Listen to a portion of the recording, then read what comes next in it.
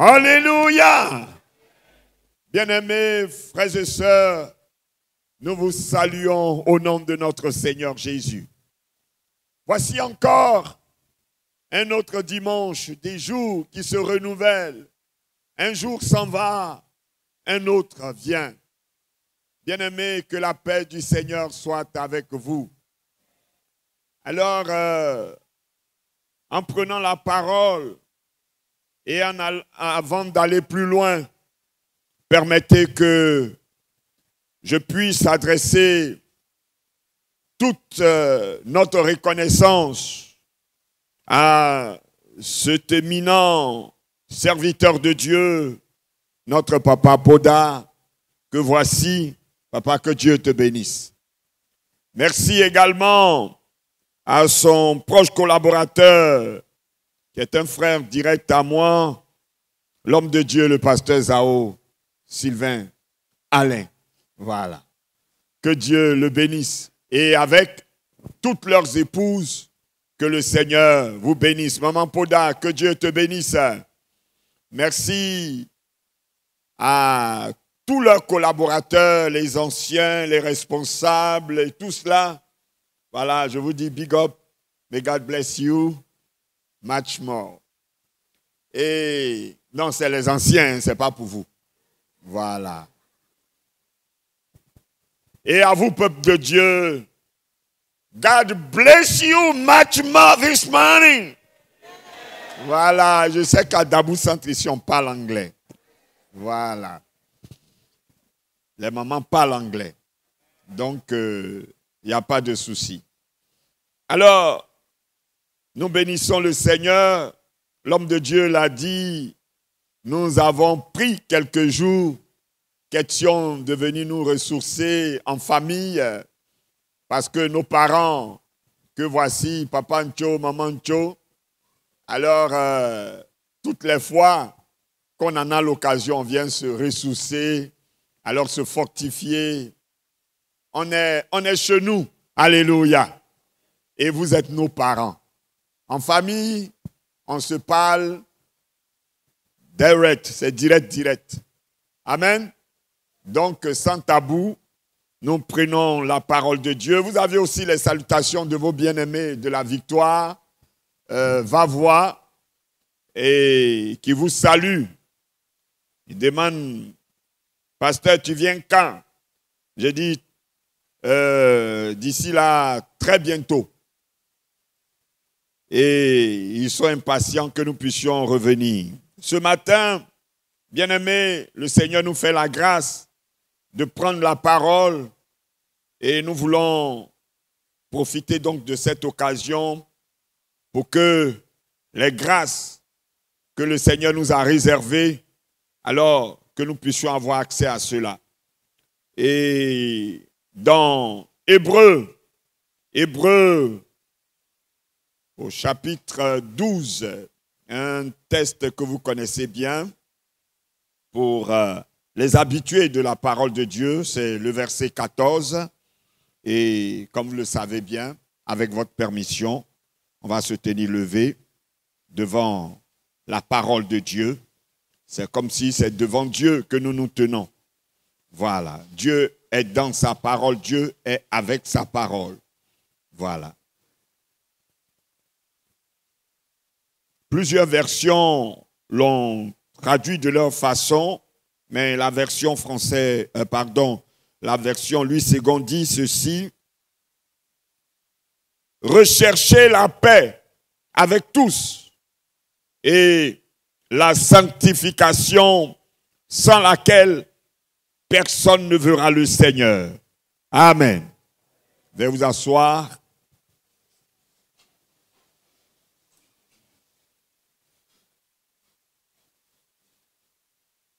Alors, notre thème est ainsi libellé en deux petits mots: voir Dieu. Voir Dieu. Alléluia. Voir Dieu. C'est notre thème de ce matin. Bien-aimés, quelqu'un a dit dans son chant: j'ai vu sa bonté et sa miséricorde. Alléluia. J'ai vu sa bonté et sa miséricorde. J'ai vu sa puissance libérer. Alléluia. Bien-aimé, dans la version français courant, il dit, efforcez-vous d'être en paix avec tout le monde et de mener une vie sainte. Il y a une autre version, la version parole vivante, qui parle de la même chose, mais qui dit, cherchez à vivre en paix avec tout le monde et efforcez-vous de progresser vers une vie sainte. C'est la même chose, mais la même chose dite d'une façon différente. Bien-aimés, vous savez avec moi que la paix est devenue une denrée rare dans notre humanité. Notre humanité est troublée. Il y a des guerres partout, et cela est d'ailleurs prédit, annoncé. Cela annonce la fin des temps. Notre humanité est en quête de paix. Notre monde veut la paix. Mais bien aimé,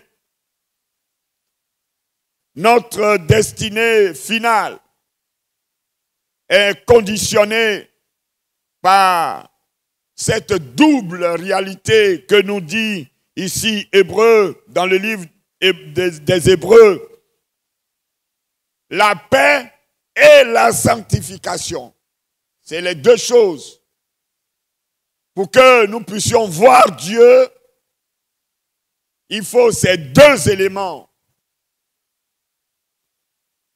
Si nous n'avons pas la paix et la sanctification, nous ne pourrons pas voir Dieu. Alors, c'est quoi voir Dieu alors? On se demande. Mais voir Dieu là même, ça veut dire quoi? Je veux vous dire que des gens ont vu Dieu avant nous dans ce chant que nous avons fredonné tout à l'heure. D'autres ont vu sa bonté, d'autres ont vu sa miséricorde, d'autres ont vu sa guérison, d'autres ont vu autre chose. Moi aussi j'ai vu Dieu. Alléluia. Et si nous donnons l'occasion à quelqu'un de le dire, il dira que moi aussi, en ces temps, dans les mois qui ont suivi, j'ai vu Dieu. Ce n'est pas Ancien Salé qui en dira le contraire. Il a vu Dieu. Et chacun pourra l'exprimer à sa façon. Puisse le Seigneur nous bénir.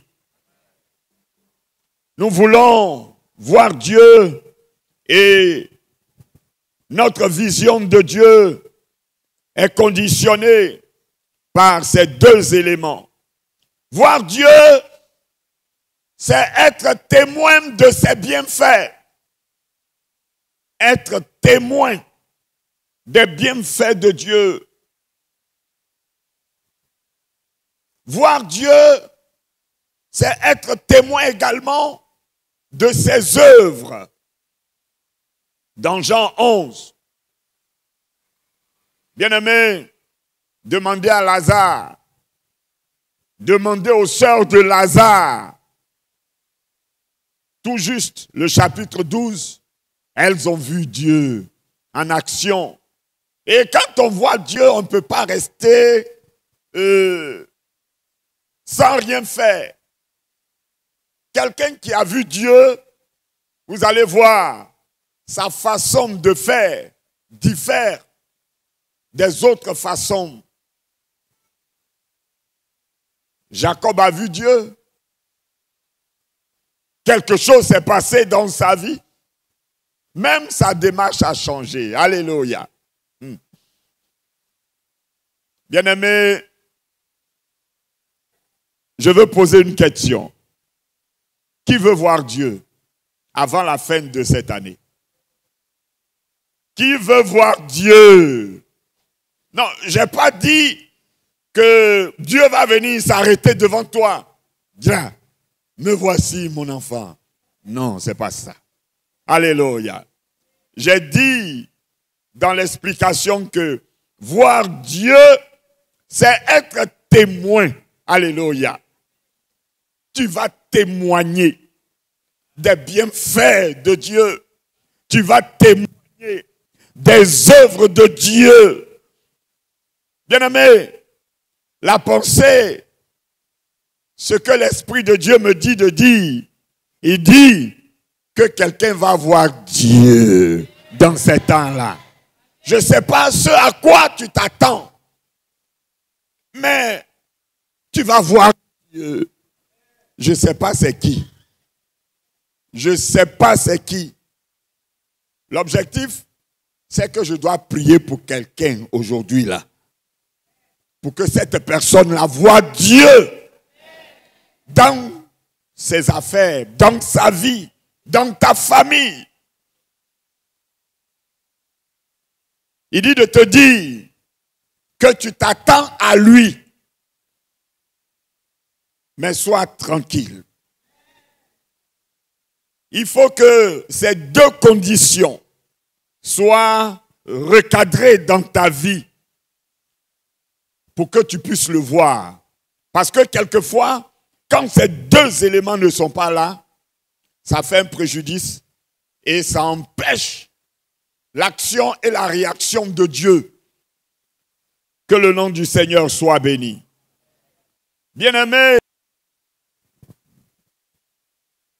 des gens ont vu Dieu, comme je l'ai dit, et les deux conditions pour voir Dieu, la première est la paix.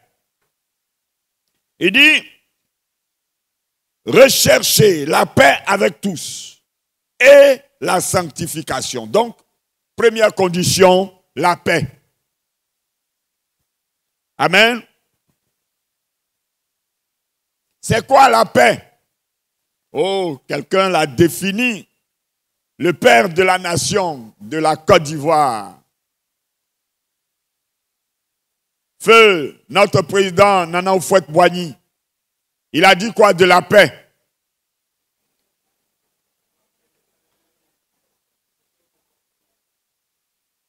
Je parle de l'ancienne génération, je ne parle pas de la nouvelle génération, ils ne le connaissent même pas.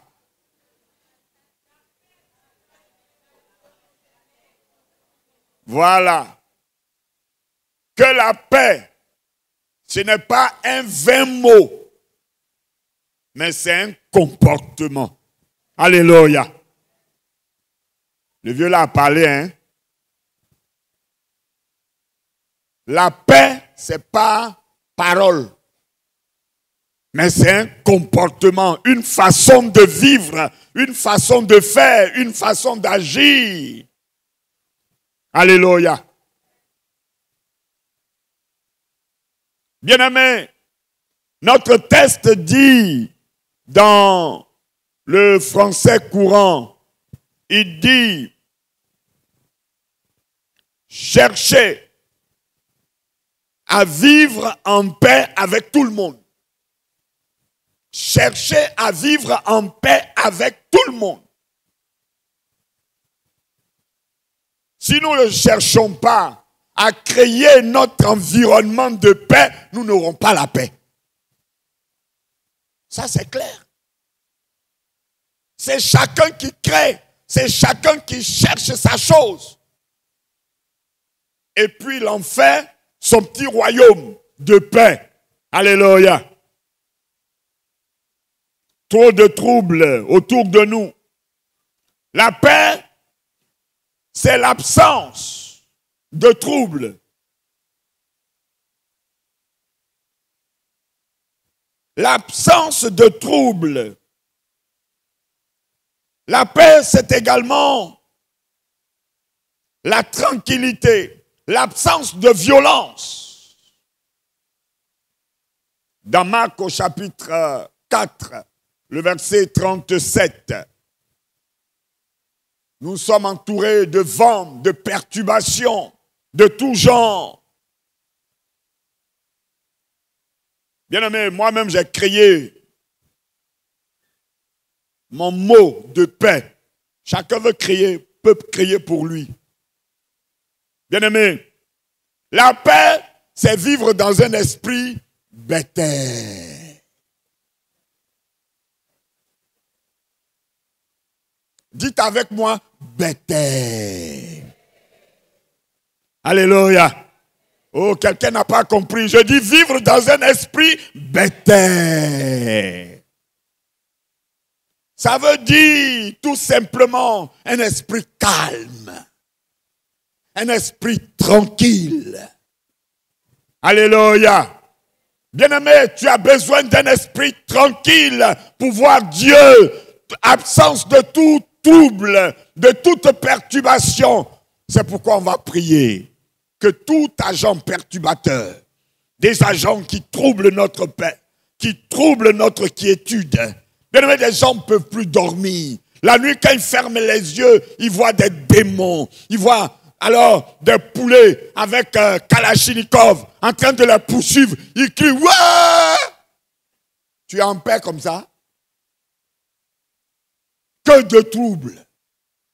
Des maris de nuit, des femmes de nuit qui viennent les violenter. Bien-aimé, si chacun, dans l'intimité de Dieu, on veut passer chacun au scanner, il y a trop de troubles. Des maladies viennent nous troubler, nous perturber, des vents, des tourbillons. Tu es là. Tout à l'heure, on a rendu le témoignage de la maman du pasteur. C'est une perturbation. L'homme de Dieu était en service quelque part. On lui dit, ta maman est en train de mourir. Il court. Il est perturbé. Il est mélangé. Est-ce que son cœur est bêté? Besoin de tranquillité. Bien-aimés, nous voulons la paix. Nous voulons la paix dans nos vies, dans nos maisons, dans nos familles, dans nos services. La Côte d'Ivoire a besoin de paix.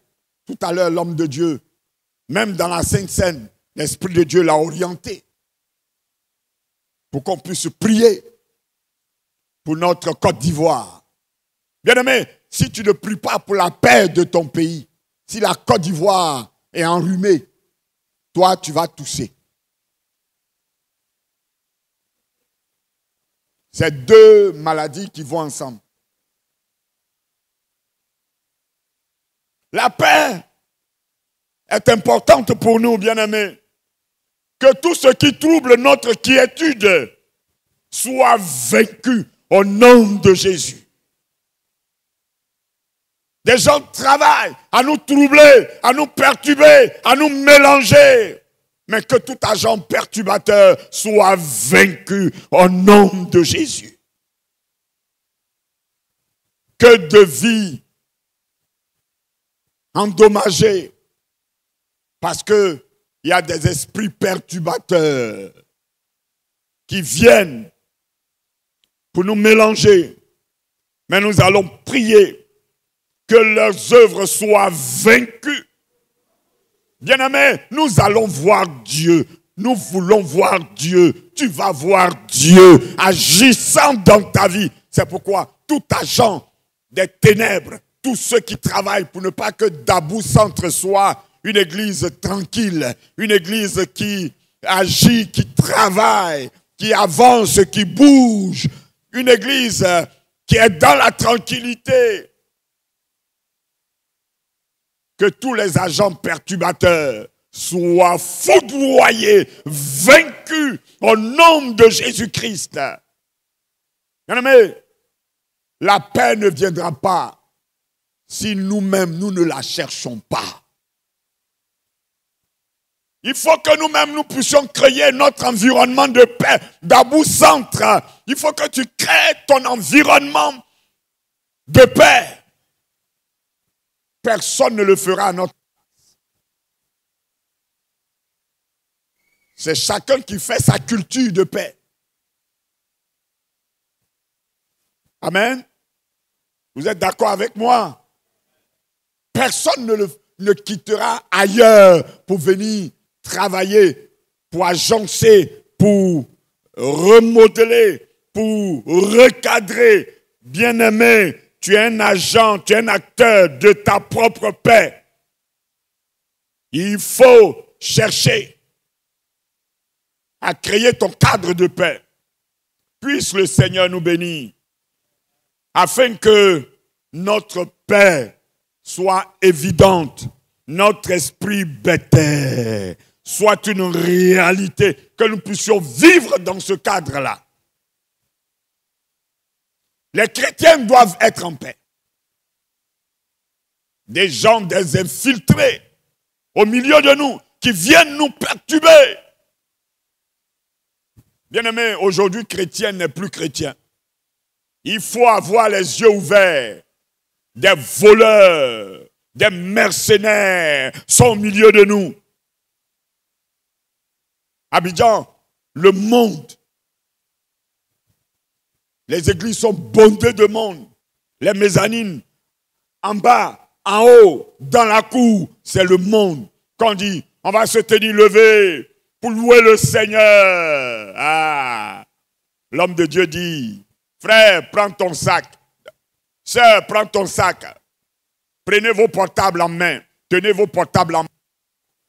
Parce qu'il y a des agents perturbateurs dans une église. On dit on va se tenir levé. Ils se sont tenus levés. On dit asseyez-vous. Il s'assoit, son portable a disparu. Ah. Il dit pasteur, ils ont volé mon portable. Ah. Bien-aimé, quelqu'un qui est venu adorer son Dieu, son portable a disparu. Paf, le pasteur dit, fermez les portes, personne ne sort. Aujourd'hui là, Dieu va tuer quelqu'un. Celui qui a volé le portable du frère là, ça va sortir. Bien-aimé, qui a tué Ananias et Saphira? On dit c'est Dieu. Ah, Dieu va tuer quelqu'un. Le sang de quelqu'un va couler aujourd'hui là. On va se tenir debout et on va prier pour que Dieu tue la personne là. En même temps, avec effet immédiat, il va tomber, il va mourir. Ah, quand le peuple de Dieu s'est tenu debout, on entend là-bas, oh voici le portable est là.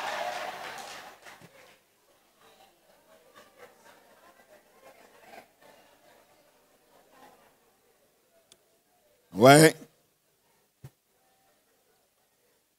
Les agents perturbateurs qui viennent troubler notre quiétude.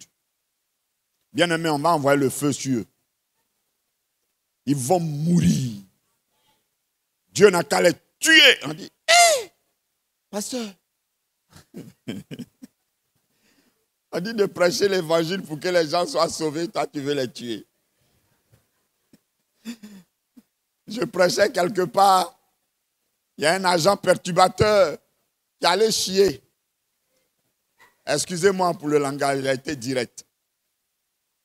Il est allé déposer son colis devant le magasin de la fille de Jésus-Christ. Bien-aimé, la portée spirituelle du caca là, est-ce que vous connaissez ça? C'est un envoûtement. C'est pour ne pas que ton business marche. Si tu vois dans ta maison, inachevé, c'est devenu caca sport. C'est là-bas les gens s'en vont déposer leur colis. Tu vois d'autres, nouveaux, d'autres secs, tu vois anciens. On dit, hé pasteur, tu vas décrire encore caca là. Bon. Mais c'est pour te dire que ton travail là, ça ne va pas aller devant, ça ne va pas aller derrière. Là où tu es arrêté là, c'est ton terminus qui est là. Si vous voyez dans la maison de quelqu'un, il est en train de construire, ça devient ordure. Tout ça là, ça a sa signification. Alors, bien-aimé, j'ai dit, on m'a appelé que de venir prier pour que la personne qui a chié là. Bon, bien-aimé, donc là, la moi de faire quoi? J'ai dit, Seigneur, tu es Dieu, mais j'envoie le feu dans l'anus de celui qui a chié là.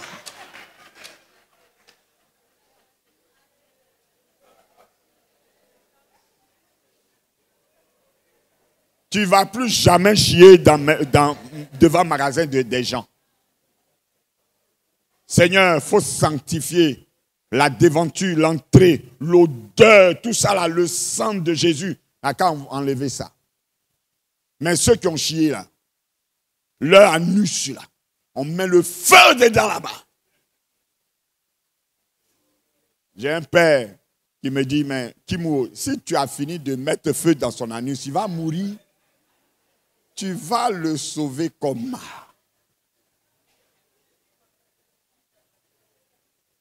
Mais, bien-aimé, c'est-à-dire, quelquefois, ça fait mal. Des perturbateurs, ils sont là pour nous fatiguer, pour fatiguer l'œuvre de Dieu. J'envoie le feu dans la base, au nom de Jésus. Que le Seigneur libère d'Abou Centre de tout agent perturbateur, ceux qui divisent, ceux qui gâtent, ceux qui tuent. Parce qu'il y a des tueurs aussi dedans.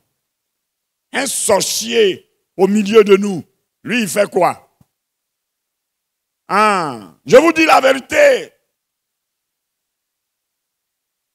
Votre fille, elle a dit ici, c'est ici, on s'est marié. Mais pendant qu'on se mariait, il y avait des agents perturbateurs. Ah oui, je vous dis la vérité. C'est ici, c'est pas ailleurs.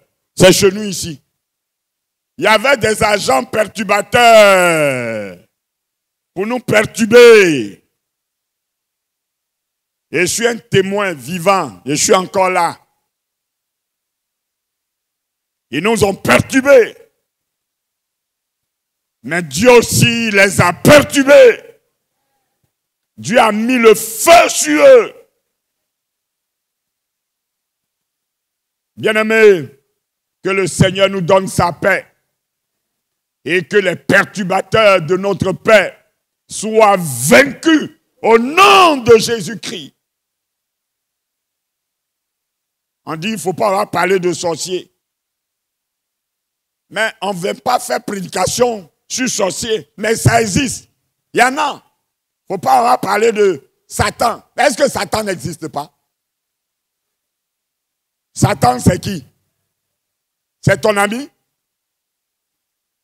Satan, c'est ton ami? Réponds. C'est ton camarade. Tu ne sais pas, c'est un agent perturbateur. Et si tu en fais ton ami, tu seras perturbé. Puisse le Seigneur nous bénir. Vous voyez le cri de cœur qui monte. C'est des réalités. Il faut que tout esprit qui te perturbe, il y a tellement de témoignages. Même dans les lieux de travail, il y a des agents de perturbation. Ils sont jaloux de toi à cause de ton petit boulot là. Dans ta famille, dans nos familles, pas seulement pour toi, mais dans nos familles, des agents perturbateurs, un oncle, une tante, même un père, et même une mère. Les témoignages, il y en a tellement. On priait dans un programme. Et la sœur, tu la vois toujours dans le foyer. Elle est monton, plomb, doko, ça. Ça, c'est foyer, ça. Dans le foyer, on est en joie, on est gai, Elle a fait des enfants, mais Il n'y a pas de joie, de bonheur dedans. Dans un programme, Dieu l'a touchée. Elle a été libérée de l'emprise de son papa. Parce que dans les révélations, son papa lui a apporté un kojo spirituel. Voilà ça. Un agent perturbateur. On dit, Seigneur, nous envoyons le feu dans sa base. Que le Goliath de ce foyer soit vaincu, qu'il tombe, qu'il meure. Au nom de Jésus. Il y a des gens qui me regardent et disent, pasteur là, c'est un tueur de gens. Non, ne me voyez pas un tueur de quelqu'un. C'est Dieu qui fait son travail. Si tu es un agent perturbateur, Dieu va te tuer. Dites Amen avec moi. Amen. Alléluia. Votre Amen témoigne que vous êtes d'accord avec moi. Tu viens perturber l'œuvre de Jésus-Christ. Tu vas mourir au nom de Jésus pour que l'œuvre de Dieu soit épanouie. Vous êtes d'accord qu'on prie pour Dabou Centre. Ce qui perturbe notre quiétude ici, ça ne date pas d'aujourd'hui. Des gens méritent d'être en paix ici à Dabou Centre pour servir leur Dieu. Alors pourquoi on les attaque? Pourquoi les gens s'opposent à eux? Il y a quoi? Nzouo. Donc ici, nous, on est réputés pour endommager la paix des gens. Que le Seigneur nous bénisse. Tu t'appelles maladie, tu t'appelles cauchemar, tu t'appelles tourbillon, tu t'appelles tempête, mari de nuit, femme de nuit. Oh, de quel nom tu t'appelles? Tu es un agent perturbateur. Tu bloques l'œuvre de Dieu. Tu bloques la vie de l'enfant de Dieu. Tu mérites. Comment? De mourir au nom de Jésus-Christ. Quand ça a commencé, ne dites pas que c'est pasteur Kimou qui est venu tuer les gens. Dieu va faire son travail. Parce que nous, on veut la paix. Tu mérites la paix. Tu mérites d'être heureux, heureuse. Tu mérites le bonheur. Tu mérites la joie. Alors, pourquoi me priver de ma joie, de mon bonheur? Il y a quoi? Quelqu'un a besoin d'aller de l'avant. L'œuvre de Dieu a besoin de progresser. Puisse le Seigneur bénir Dabou Centre. Tu vas voir Dieu. Et Dieu, tu seras le témoin des bienfaits, des œuvres de Dieu. Pour voir Dieu, deuxième élément. Je vais aller plus vite parce qu'on va prier. Il dit, recherchez la paix avec tous. Et efforcez-vous de progresser vers une vie sainte. Efforcez-vous. Ah, efforcer, j'entends effort dedans. Là où il y a effort, ça veut dire que ce n'est pas facile. Ou bien, il y a un effort à faire au sujet de la sainteté de vie. Parce que ce n'est pas évident. Ce n'est pas facile de trouver une église sainte à cause du péché, à cause de beaucoup de réalités. La sainteté de vie apparaît comme un commandement divin dans la parole de Dieu. Dans Lévitique 11, 45, il dit, vous serez saints parce que je suis saint. C'est Dieu qui parle. Vous serez saints parce que je suis saint. C'est un commandement. Dans Thessaloniciens 4, 3, ce que Dieu veut, c'est votre sanctification. Et la parole de Dieu nous encourage à nous efforcer, à faire des efforts. Jésus a dit au peuple, Josué, il dit, Josué 3, 5, sanctifiez-vous, car demain, l'Éternel fera des prodiges au milieu de vous. J'ai vu ça comme pour Dabou Centre. Sanctifiez-vous, peuple de Dieu de Dabou Centre, sanctifie-toi, parce que demain, vous voyez le demain d'aujourd'hui, le demain des hommes n'est pas le demain de Dieu.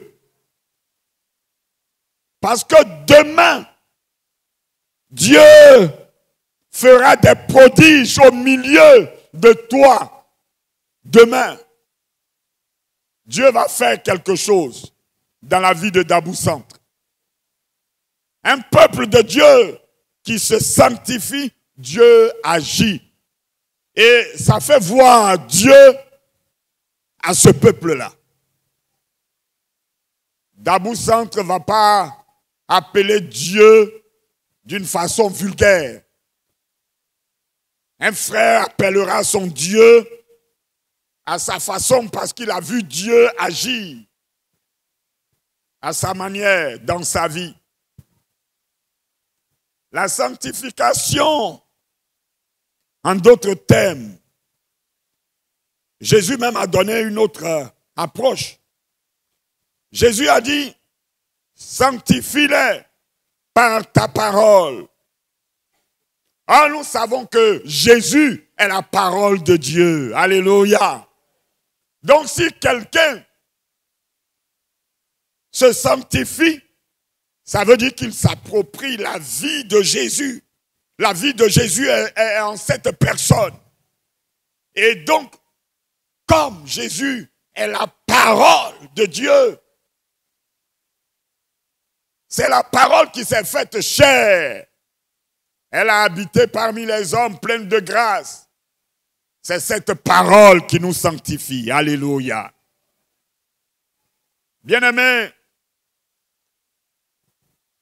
tu es coupable d'un péché, d'une faute, de quelque chose qui te condamne.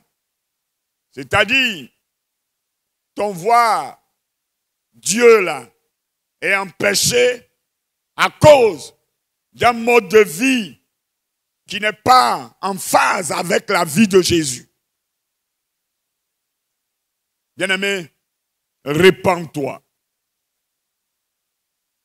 La sanctification, en d'autres termes, est un processus par lequel une personne se consacre à Dieu et refuse de pécher.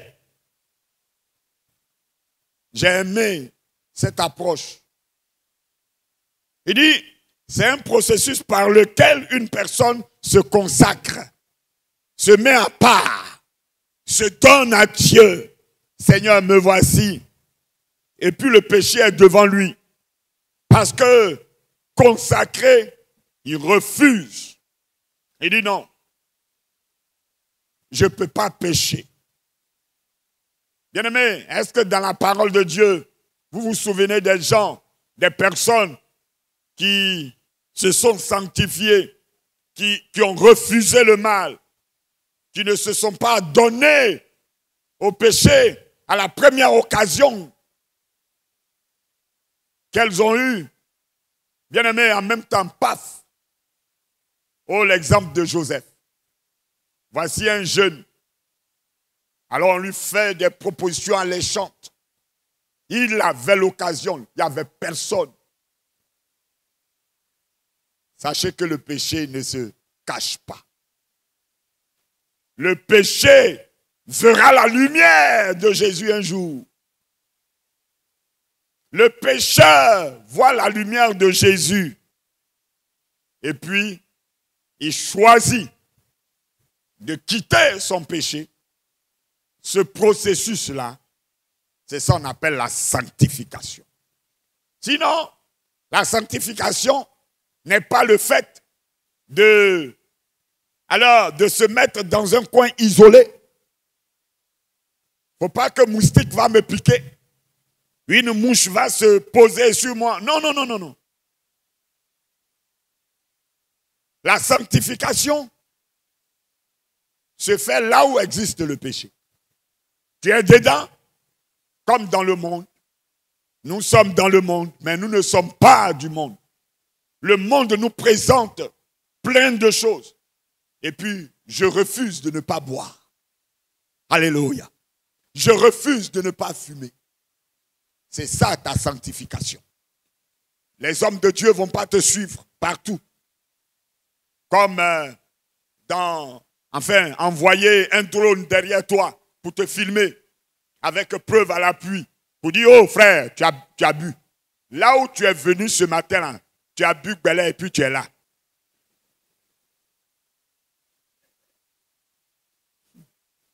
Oui, Chapalo.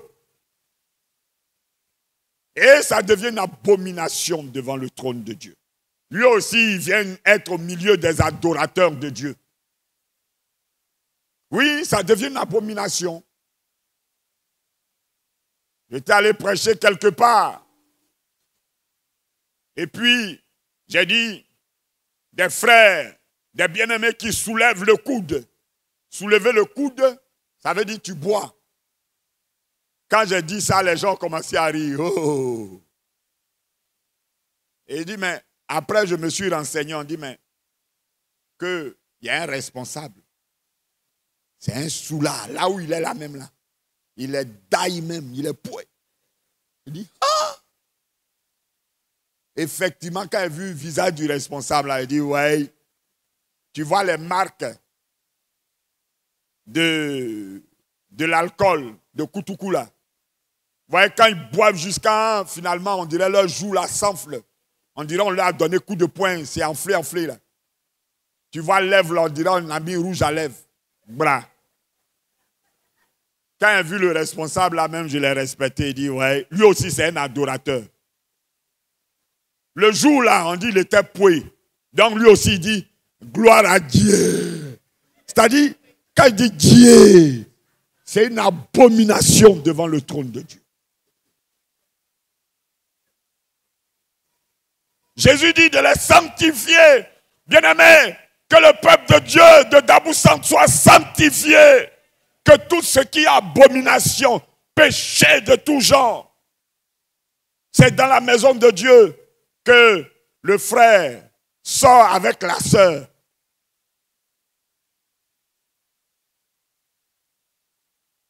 Oui, c'est dommage de le dire, mais comme c'est chez nous, il ne faut pas parler des autres.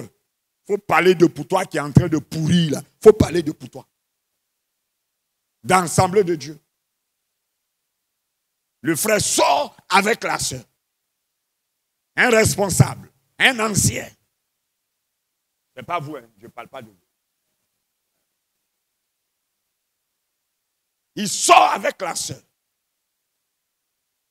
C'est pas on, c'est la sœur même qui est venue me dire, papa, quand tu prêches là, ça me touche, ça me touche. Elle est venue se repentir. Elle est fatiguée. Elle ne peut pas voir Dieu parce que sa vie n'est pas d'aplomb avec la parole de Dieu. Elle est venue se repentir. J'appelle le frère l'ancien. Frère, viens. La sœur, une telle, dit que vous sortez ensemble. Il dit, yeah, parce que les gens sont contre moi. Je dis, mais la sœur qui est venue dire, là, elle n'est pas bébé, ce n'est pas une petite fille. C'est une mère de famille. Elle est mariée au Sénégal. Son papa est malade, elle est venue en Côte d'Ivoire pour le soigner. Et puis son père est mort. Donc, elle est restée. Donc, ils sont de même ethnie là. Il va dans la chambre de la sœur. Je dis, tu cherches quoi? On dit, tu vas dans la chambre de la sœur. Tu fais quoi là-bas? Il dit, bon c'est une amie. Vous avez vu, non? C'est comme ça commence. Il faut que le peuple de Dieu soit sanctifié. Il faut que le peuple de Dieu s'éloigne du péché. Il y a beaucoup de choses, hein? Il y a beaucoup de choses. Il faut que Dieu sanctifie le peuple de Dieu de Dabou-Centre. Que Dieu enlève les sorciers, les méchants. Tout ça là, ça empoisonne le peuple. Il faut que Dieu sanctifie ce peuple. Nos églises sont remplies. Mais combien sont saints, sont purifiés, lavés dans le sang de l'agneau, s'éloignent du péché. Regardez comment, alors, Jésus aborde la sanctification. Il dit, sanctifie-les par la vérité. Donc, il y a beaucoup qui sont dans le mensonge. Tu es dans quel mensonge, frère? Tu es dans quelle fausseté? Sors de là et tu pourras voir la gloire de Dieu. Alléluia. Si tu marches sur la base du mensonge, ça va te rattraper devant. Il y a des foyers qui ont été bâtis sur la base du mensonge. Le frère n'est pas ce qu'il a prétendu être. Ou bien la sœur n'est pas ce qu'elle a prétendu être. Elle n'a pas dit la vérité au frère. On est allé trouver un cas de mensonge dans le foyer. Et ils ont fait 2 enfants dedans. La sœur est sortie, un moment, la période de crise là. Elle est sortie de l'église. Elle est allée trouver un doubéi. Elle a vécu avec lui. Et puis, elle est revenue dans l'église. Mais ce laps de temps a généré quelque chose. Quelque temps après, le monsieur est mort. Elle a chopé le VIH. Elle a fermé sa bouche. Et toutes nos sœurs de maintenant, elles sont belles. Le frère a vu, la sœur, en même temps, ses yeux ont gris. Quelque chose s'est passé dedans là-bas. Il dit, c'est celle-là que je veux. Bon, c'est dans la période de crise, il n'y avait pas pasteur. Ils se sont mariés. La sœur savait qu'elle avait le VIH. Elle n'a pas signalé ça aux frères. Ils ont vécu normalement. 2 enfants dedans. Et puis, dans un de nos programmes, on a balancé ce temps de prière. La sœur a été touchée. Elle dit, papa, je viens de te voir. Elle est venue, j'ai dit, je travaille avec ma femme. J'appelle ma femme, on va aller. Elle dit, non, je ne veux pas maman. Je veux te parler seul à seul. J'ai dit, mais ce que tu vas me dire, je vais lui dire. Elle dit, il n'y a pas de problème. Elle est allée me dire qu'elle a le VIH. J'ai dit, mais tu me dis là, moi je fais quoi? Je fais quoi? Il dit, papa, il faut m'aider. Il dit, d'accord, mais on va commencer par dire ça à ton mari. Tu es d'accord? Elle dit, oui. J'ai dit, ça prend effet en même temps, ce soir. Son mari est venu, on lui a dit, un grand monsieur, gaillard, costaud. Il a attrapé sa tête. Et puis il crie, Mawo, mais tu m'as trompé toutes ces années. Il pleure. Ça lui fait mal. Mais c'est déjà scellé. Il pleure. Il dit, frère, il faut te calmer.